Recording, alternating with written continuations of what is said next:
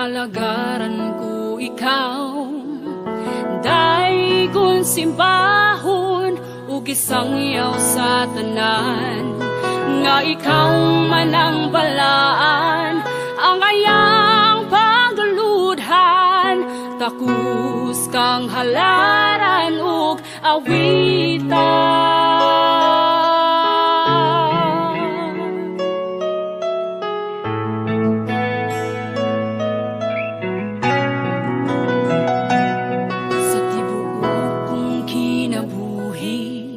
Alagaran ko ikaw, daigon simbahon ug gisangyaw sa tanan, nga ikaw man ang balaan, ang ayang pagaludhan, takus kang halaran ug awitan. Pagasimbahon ko ang ngalan mo, tanan nga katuigan ug hangtod sa kahangturan, wala gayoy makatandi sa imong pagagamhanan, kay ikaw ang bantugan sa tanan.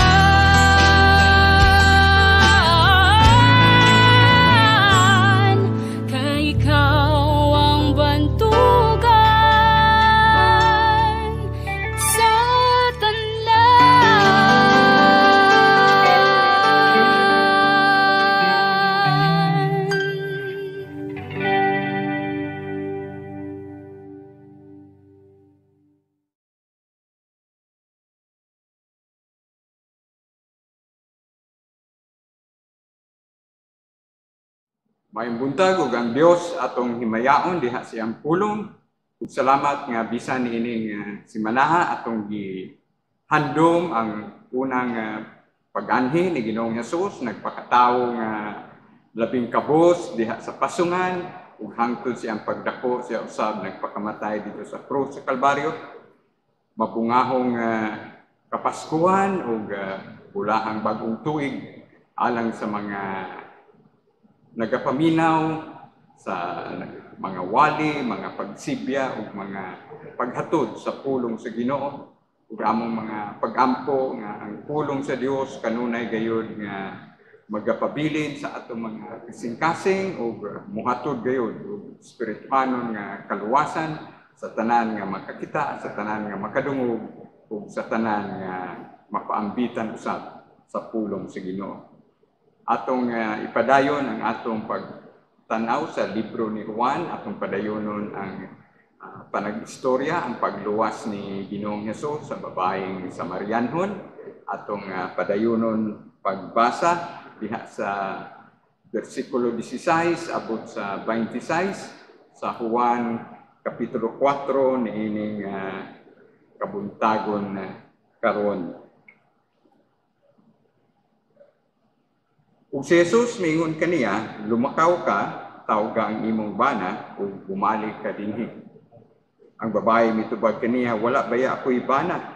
Si Jesus mingon kaniya, tinuod ang imong giingon, wala ako'y bana. Kay tuod ikaw may 5 naman ka bana, ug siya nga gikaipon mo karon dili man ang imong bana. Tinuod gayud kini imong giingon.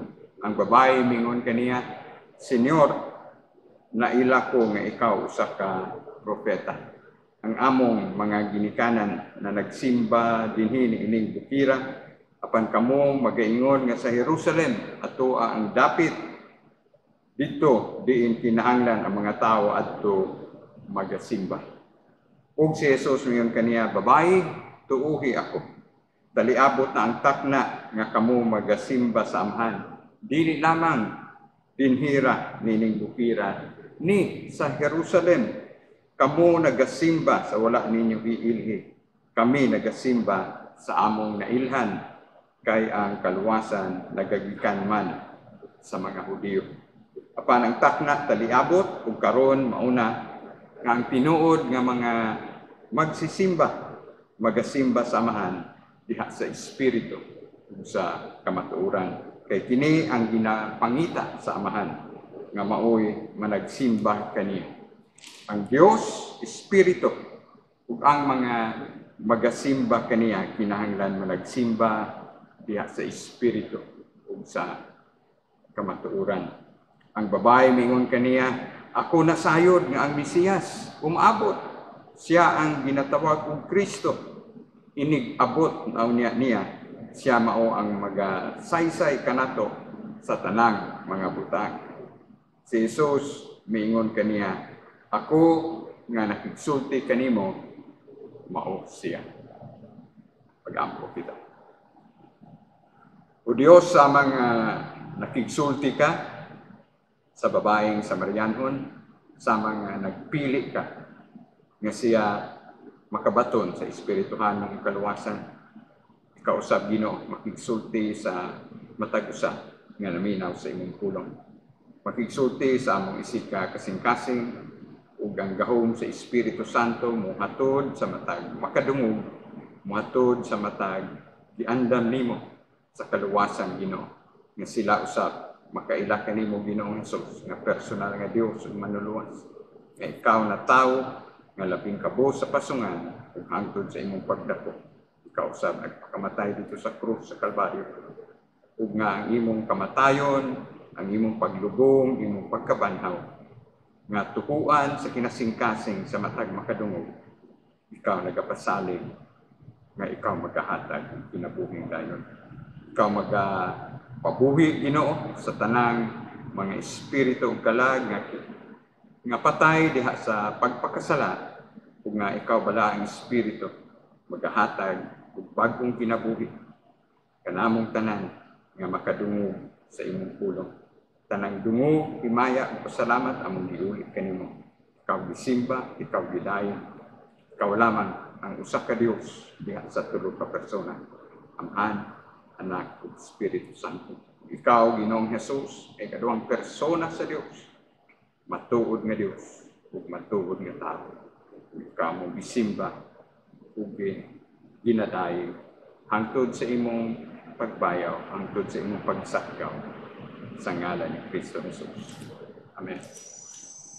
Pagkanindot nga ang Dios magagahin gayud og panahon ug ginaot nga ang panahon nga gihatag ni Ginoong Hesus sa babaeng Samarianhon mahitabo usab kanimo ug kanako nga dili nato usikan ang mga kapanahunan nga gihatag sa Dios kanimo ug kanako nga makadungog sa iyang pulong, makabasa sa iyang pulong, makakita kaniya, makakita sa presensya sa Dios sa tanan nga mga makita nimo sa imong palibot. Ug nasayod kita nga matag adlaw nagasilang ang adlaw, matag gabi ana ang mga kabituunan, ana ang bulan ug bisan na karong panahona kun mohangad ikaw sa kalangitan adunay half moon ug bisan niining panahona kagahapon o karon bisan karong simanaha ana ang usa ka dakong panghitabo diha sa kalangitan ang kadugol ang pagtan-aw nato sa kagabion ang planeta Jupiter ug Saturn anaa ang ilahang conjunction ug kun mohangad ka sa kalangitan niining bisan karong kagabhion makita nimo nga ang kining duha ka planeta daw usa lamang dugol gayud kaayo ug ang Ginoo ra gyud makahatag niining maong mga manindot nga mga talan-awon, mga dagkong mga butang diha sa kalangitan nga nagpakita unsa siya ka gamhanan, unsa siya kadako, siya ang nagkontrolar sa tibok universo, siya ang nagkontrolar sa imong kinabuhi, siya ang nagkontrolar sa tanan nga ania kanimo. Wala kay laing mahimo, wala kay laing angay nga buhaton kundi ang pagsimba, ang pagluhod, ang pagdayeg kaniya, pag-ila kaniya nga personal nga Dios ug manluluwas. Ug bisan pa sa pagpailaila ni Ginoong Hesus nining babae nga taga Samaria sa iyahang pag-una ug istorya kaniya, sa iyahang paggahin ug panahon kaniya natukbil gayud ang iyang kasing-kasing ilabi na nga ipailaila si Ginoong Hesus may pahibalo kaniya nga siya lamang ang makahatag og tubig nga dili na uhawon kining maong babae bisan kining maong babae kulang pa ang iyang pagpakigsuod pagsabot sa kinatibukan ni Ginoong Hesus isip Dios ug manluluwas apan ang iyang kaikag, ang iyang kasing-kasing, iyang pagkaprangka ug ang iyang pagkamatinud-anon. Ilabi na ang pag-ingon niya sa bersikulo 15, Senyor, atagi ra ko ni anang tubiga aron dili na ako uhawon ni muanhi pa dinhi aron sa pagkalos. Ug si Jesus mingon kaniya, lumakaw ka, tawag imong bana ug bumalik ka dinhi. Ug katingalahan kaayo nga si Ginoong Hesus makaila sa kinatibukan ni mga babae. Ug kanato nga mga nagtuo gayud nga si Ginoong Hesus matuod nga Dios. Dili ikaw mubaton og kahibulong tungod kay ang Dios nasayod man sa imong kinasuluran. Ug wala kay laing mahimo kundi muangkon, muprangka, muila sa imong dakong panginahanglan kaniya. Mingon ang babae mitubag kaniya diha sa bersikulo 17, wala baya ako'y bana. Si Jesus mingon kaniya, tinuod ang imong gingon, wala ako'y bana kay tuod ikaw may 5 naman ka bana ug siya nga gikaipon mo karon dili man imong bana. Tinuod gayud kini imong giingon. Pagkaprangka ni Ginoong Hesus, ang Dios nga nahigugma kanimo sa ilabihan, ang Dios nga nasayod unsay makaayo kanimo, unsay makahatag kanimo ug matuod nga kahulugan sa imong kinabuhi. Muprangka siya kanimo. Iya kang pagasuginlan unsay ikaw ka makasasala sa iyang atubangan. Apan bisan pa kun prangka si Ginoong Hesus, bisan pa kun nahibalo siya sa imong pagkamakasasala ug sa akong pagkamakasasala, dili gyud nimo malikayan nga imo kung mabati ang iyang dakong ugma.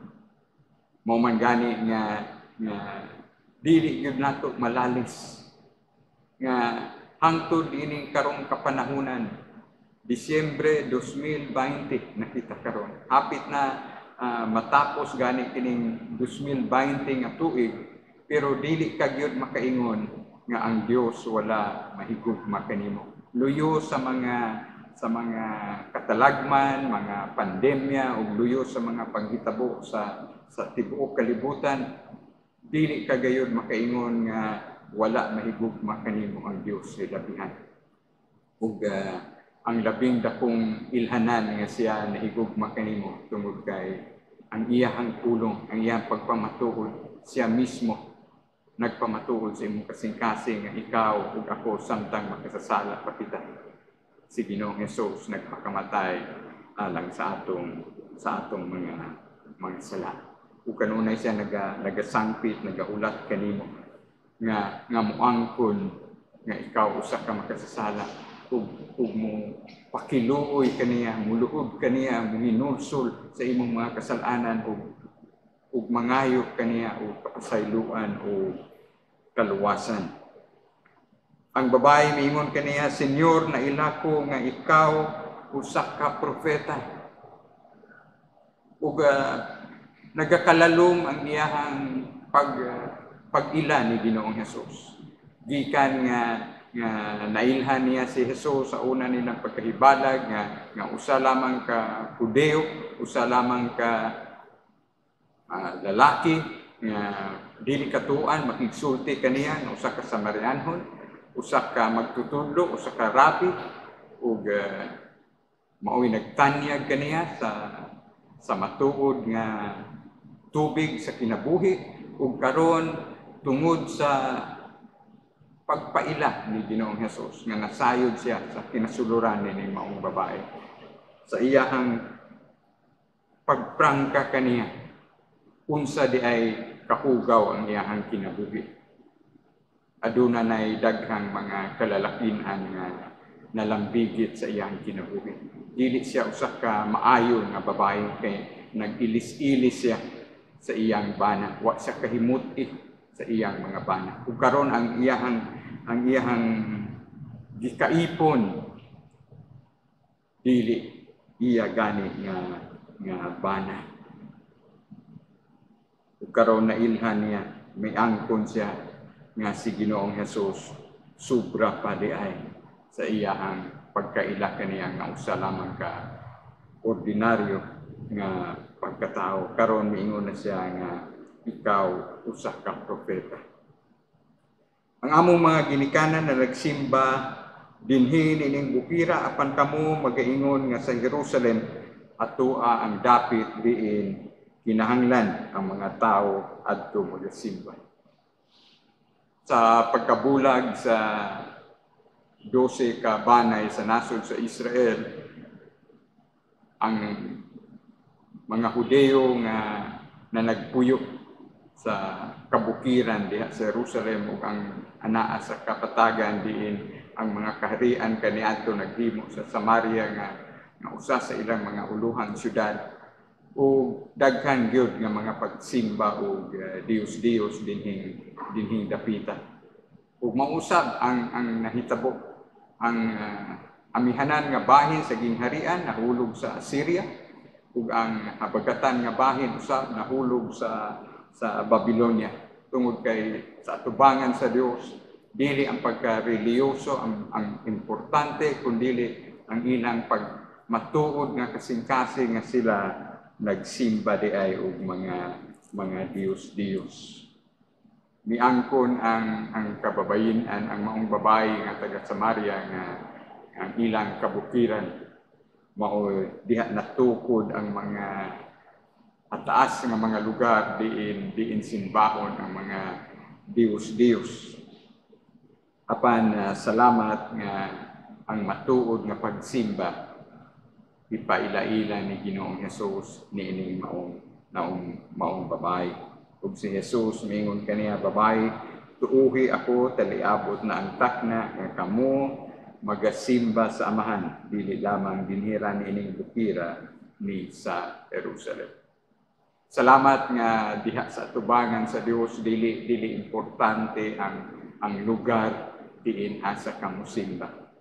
Ang mga taga Samaria diha sila sa ilahang mga kabungturan, sa ilang mga kabukiran diha sa Samaria mismo.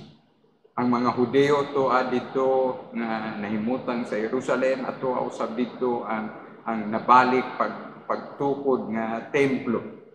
Ang templo nga na nagunog ani ana karon di pa anindot ni Hari Herodes ang templo nga gisugdan nila ni Zerubbabel, nila ni Ezra, o gidumala nila kaniadto ani ana mas gipaanindot pa ni Hari Herodes o ang mga Hudeo nga anaa sa habagatan nga bahin anaa gyud dinhi nagasimba o nagahalad. Versikulo 22, kamo nagasimba sa wala ninyo hiilhi, kami nagasimba sa among nailhan, kay ang kaluwasan nagagikan man sa mga Hudyo. Salamat nga bisan sa daghang kapakyasan sa nasod sa Israel, salamat nga bisan daghang mga nagsupak sa kabubuton sa Dios, ang panaad sa Dios sa una niyang pagtawag, sa pagtawag niya ni Abraham diha sa Genesis Kapitulo 12. Ang iyang saad alang sa pagsugod sa nasod sa Israel, dili gayud maunsa, dili gayud mausog, ug tumanon gyud sa Dios ang iyang saad meaning maong nasod. Ug bisan sa presente nga panahon nga magtan-aw ka sa nasod sa Israel sa iyang bisan gamay nga nasod pero usak ka kusganon nga nasod diha sa tunga-tunga nga silangan. Ug dinhi miangkon si Ginoong Hesus nga ang kaluwasan nagagikan man sa mga Hudyo. Tungod kay sa tinuray lang si Ginoong Hesus, Hudyo man, diha siya sa laray ni Abraham, diha siya sa laray sa tribo ni Huda, diha siya sa laray sa pamilya ni Haring David, ug siya lamang ang tinugdan sa imong kaluwasan ug sa akong kaluwasan.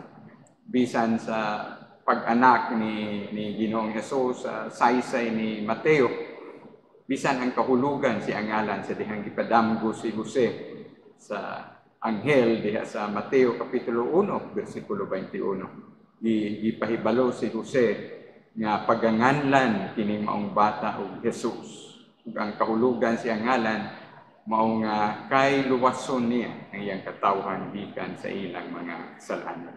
So ang kahulugan sa ngalan nga Jesus manluluwas. Ug siya lamang ang makaluwas kanimo kana ug kanako igsoon. Siya lamang ang makabayad sa imong kasalanan dito sa krus sa Kalbaryo. Mao nga bisan si Juan nga magbubunyag sa pagpaila-ila niya ni Ginoong Hesus sa atong nasaysay na sa Juan Kapitulo 1, versikulo 29, gitawag niya si Ginoong Hesus nga mao ang nating karnero sa Dios nga nagawagtang sa sala sa kalibutan. Ug walay kalainan sama sa nating karnero ang mga nating karnero nga ihalad diha sa templo atol sa mga pangilin sa pagsaylo. Anaa gayon ibutang sa mga pasungan ug si Ginoong Hesus bisan atong tan-awon ang atong gihandom ang iyang pagpakatawo, natawo siya sa pasungan. Walay kalainan sa usa ka nating karnero. Tungod kay siya man gayud ang nating karnero sa Dios nga nagwagtang sa sala sa kalibutan. Siya lamang ang angay nimo nga tuhuan ug saligan, ilabi na ang pagkumpleto niya sa imong kaluwasan ug sa akong kaluwasan, ang pagpakamatay niya dito sa krus sa Kalbaryo, ang iyang paghatag sa iyang kinabuhi. Pulit kanimo tungod kay ikaw ako walay dili nato mahalad ang atong isig ka kinabuhi sa Ginoo tungod kay makasasala man kita. Dili madawat ang atong kinabuhi, dili madawat ang atong dugo katubangan sa Ginoo tungod kay nabairan man kita sa sala. Ang dugo lamang ni Ginoong Hesus isip perfecto nga halad, matuod nga Dios, matuod nga tao. Mao lamang kana ang halad nga makatagbaw sa kasuko sa Dios kanimo ug kanako isip mga makasasala. Mao man gani nga bisan ang sa pagbautismo ni Ginoong Hesus sa ato nang nasaysay ang tingog sa Dios nga Amahan nga nagaingon mao kini ang pinalangga ang hinigugma kong anak ug nahimuot kaayo ako kanina. Nagiusa usa ka Dios diha sa tulo ka persona diha sa physical nga pagpakatao ni Ginoong Hesus. Ug karon nga nagakadugay ang iyang panahon nga gihatag nining babae nga taga Samaria. Ang ilahang topiko gikan sa pagkalus og tubig, gikan sa tubig nga makatagbaw karon milatas na sila sa pag-istoryahanay mahitungod sa kaluwasan, mahitungod sa pagsimba, mahitungod sa pagkamakasasala. Ug pagkatinuod sa maong kamatuoran nga gisaysay ni Ginoong Hesus. Tungod kay dili ka makasimba kaniya sa tinuray kung wala ka pa personal nga relasyon kaniya, kung wala pa napasaylo ang imong mga sala, kung wala pa nimo ilha nga ikaw usa ka makasasala, wala pa nimo hinulsuli ang imong mga kasalanan. Versikulo 23, sa panangtakna taliabot ug karon mauna nga ang tinuod nga mga magsisimba magasimba sa Amahan diha sa espiritu ug sa kamatuoran kay kini ang ginapangita sa Amahan nga maoy managsimba kani. Ug ginaot nga mao kini ang pangandoy sa imong kasing-kasing karon igsoon. Nga gusto kang musimba sa Dios sa tinuray gayon. Nga gusto kang muila sa iyang pagkadako, sa iyang pagkagamhanan, nga siya lamang ang takos nga pagasimbahon, siya lamang ang takos nga pagayukbuan, ug siya lamang ang angay halaran nimo sa imong kinabuhi. Apan kinahanglan nga ang Espiritu Santo sa Dios mutandog, mupamatuod sa imong espiritu nga ikaw iyang anak. Ug kung ang pulong sa Dios gamito niya para muhatod o matuod nga paghinulsol sa imong kasing-kasing. Muhatod kanimo sa pag-ila kaniya nga mao lamang ang dalan kamatuoran ug ang kinabuhi. Nga si Ginoong Hesus lamang mao ang imong manluluwas. Gusto siya nga masimba diha sa espiritu ug sa kamatuoran. Ganahan kang mo pahimuot sa Dios, ganahan kang muhimo sa kabubuton sa Dios. Kinahanglan nga mataw ka pag-usab, kinahanglan nga aduna kay matuod nga relasyon ni Ginoong Hesus isip personal nimo nga manluluwas galon sa imong kinabuhi ug nga imo siyang simbahon sa iyang pagka-Dios, matuod nga Dios sa wala pa siya nagpakatao. Tuhuhi siya nga siya ang imong manluluwas. Ug siya lamang ang angay mudawat sa tinuoray nimo nga pagsimba ug pag-alagad. Kay kini ang ginapangita sa Amahan nga maoy managsimba kaniya. Ang Dios Espiritu ug ang mga magasimba kaniya kinahanglan managsimba diya sa espiritu ug sa kamatuoran. Ug mo'y atong mga pangandoy sa tanan nga nakadungog, sa tanan nga masangyawan sa pulong sa Dios. Nga ang Espiritu sa Dios mobuhi sa imong espiritu nga muhatod kanimo sa tinuoray nga paghinulsol sa imong kasalanan. Nga muluhod ikaw sa tubangan sa Dios ug ilah kaniya nga personal nga Dios ug manuluwas. Mutuo kaniya sa kinasingkasing nga siya namatay, gilubong ug nabanhaw aron pagtubos kanimo ug kanako. Nga iyang kamatayon mahimong personal nga gasa alang sa imong kinabuhi. Nga ang kamatuoran sa gihimo ni Ginoong Hesus dito sa krus sa Kalbaryo madawat sa imong espiritu kalag ug lawas sa kinasingkasing gayon.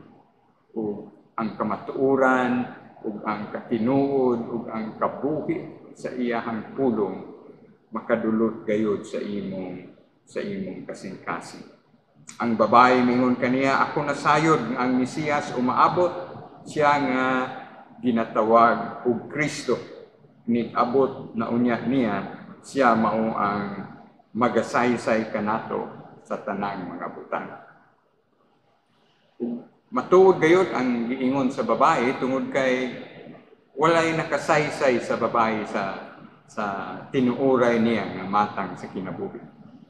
Nining panahon nga gigahin sa matuod nga Dios ug matuod nga tawo diha kaniya sa gigahin ni Ginoong Hesus sa pagpakigsulti kaniya gipahibalo gyud ni Ginoong Hesus nga siya ang Mesiyas, ang mga kalidad sa iyahang pagkatao nga siya mao ang Mesiyas, siya mao ang Kristo, siya mao ang dinihugan sa Dios. Ug isip Hudeo nasayod ang maong babae nga mao kini ang gipaabot nila, ang Mesiyas, ang pinili, ang dinihugan sa Dios nga maoy mupagawas kanila sa pagkabilanggo dili lamang sa panggobyerno sa Roma kundi labi na gayud sa pagkabilanggo nila sa ilang pagkamakasasala o sa ilang pagkaulipon sa puwersa sa kangit-ngit. Inigabot na unya niya, mingon siya mao ang magasaysay kanato sa tanang mga butang. Ug mao kanay gihimo ni Ginoong Hesus. Kaniya, isaysay ni Ginoong Hesus bisan ang labing tinago nga butang sa iyang kinabuhi. Ang nakit-an sa iyang matang sa kinabuhi, sa iyang mga silinganan, ang tanang gihambin niya sa iyang kasing-kasing.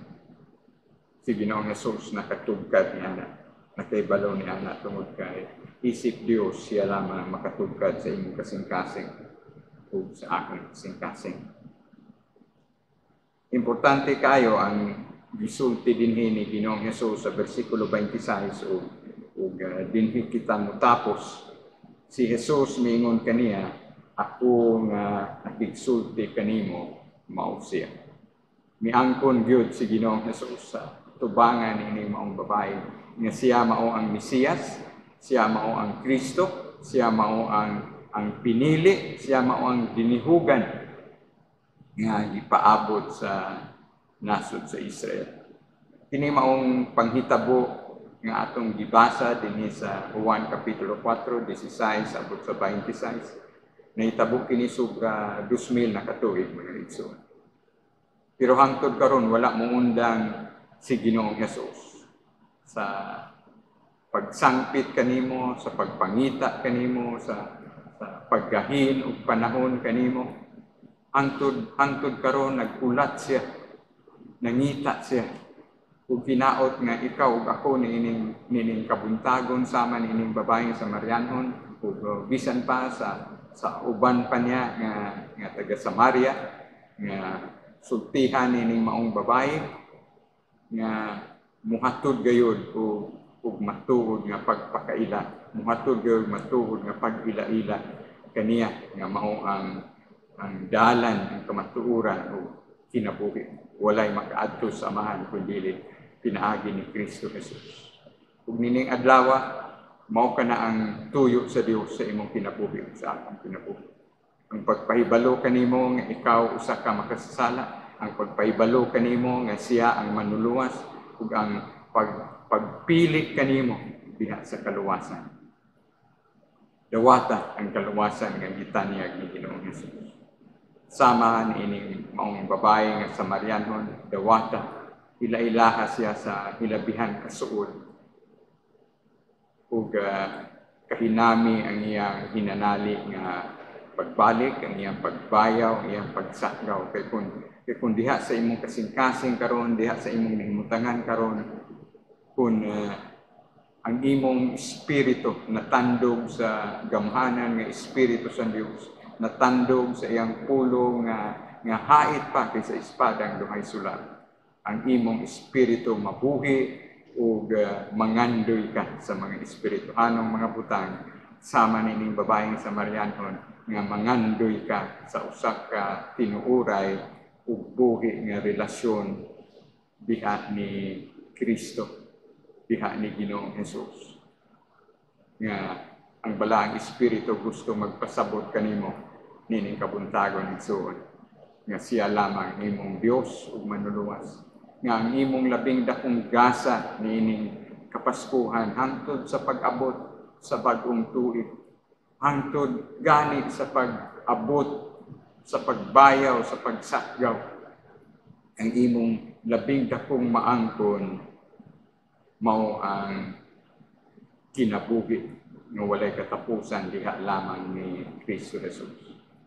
Siya mao ang imong labing dakong gasa, dawata siya, nagtanyag siya kanimo kaluwasan, nagtanyag siya kanimo makahuluganon nga kinabuhi, nagtanyag siya kanimo o kinabuhing dayon. Pasudla siya sa imong kasing-kasing, matawo siya sa imong kasing-kasing, matawo siya sa imong panimalay, matawo siya diha sa tanan nimong mga minahal sa kinabuhi kaparintehan. Sama ining babaeng Samarianon, ayaw undanga ang pagpakigsuod kaniya, ayaw undanga ang pagpahibalo kaniya ngadto sa uban nga siya lamang ang matuod nga Dios, siya lamang matuod nga tao, siya lamang ang namatay gilubong nabanhaw aron pagtubos kanimo kanako, ug siya lamang ang angay tuhuan ug labaw sa tanan, siya lamang ang angay simbahon. Simbaha siya hangtod sa iyahang pagbalik, hangtod sa iyahang pagbayaw kanimo ug kanako, hangtod sa iyang pagsakgaw kanimo ug kanako. Ang Dios mahimayat diha sa iyang pulong, mabungahon ug makahuluganon nga Pasko kaninyong tanan ug hangtod sa mabungahong bagong tuig. Hinaot magapadayon ikaw pagtubo, ikaw ug ako diha sa atong gugma sa buhi nga Dios ug sa paghigugma usab sa iyang pulong ug sa iyang mga buluhaton ug sa mga minahal nimo sa kinabuhi ug sa mga katawhan sa imong palihon. Ang Dios atong ulian sa tanang pasidungog, himaya ug pasalamat.